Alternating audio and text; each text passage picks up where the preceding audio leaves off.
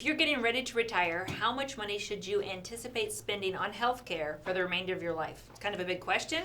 Stay tuned and I will tell you what the research says. I am Sylvia Gordon with the Medicare Family. Let my family help your family get ready to retire. And according to Market Watch, a couple that is age 65 in the year 2020 that is looking at retirement healthcare costs should expect to spend $265,000. That would be your Medicare Part A, B, D, premiums and copays on average.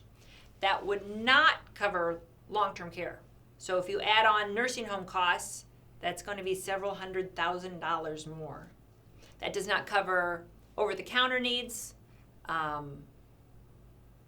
or vitamins. And actually, vitamins are quite an expensive part of people's budgets right now. So that's kind of a shocking number. But when you're 65 and you're looking at, on average, 16 to 18 years life expectancy, it's kind of depressing to think of, but that's what we're looking at. And in those 16 to 18 years, how much money you will need. So you can ask us in the comments if you'd like us to send you the report from Market Watch. If you'd like to just talk about your plans, it never costs money to talk to us here at the Medicare Family.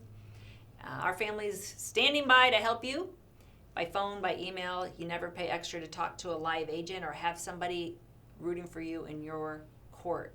Medicare is really good health insurance.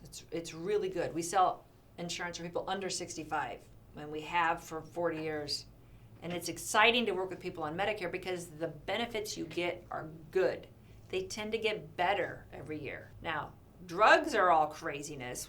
The drug gouging is insane. But we have good news right now.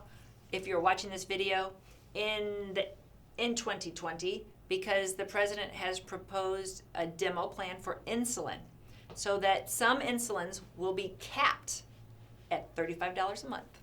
Now, the crazy thing about insulin is most of these insulin recipes have been around for years. And, I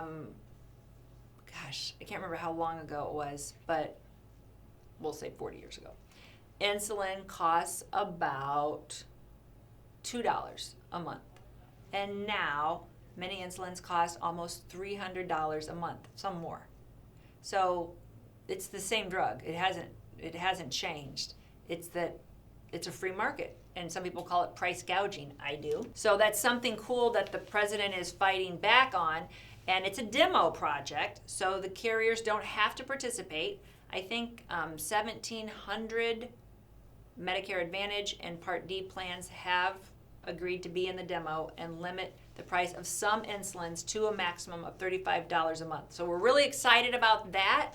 But circling back to the overall cost of your health care, the drugs are the one that really throws your budget in a turmoil because your insurance premium might be very low. Your copays might be very low.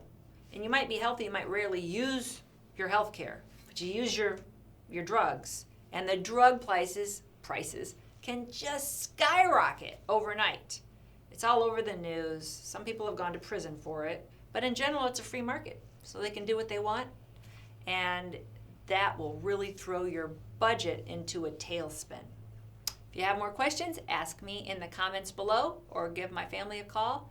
The number's on the screen.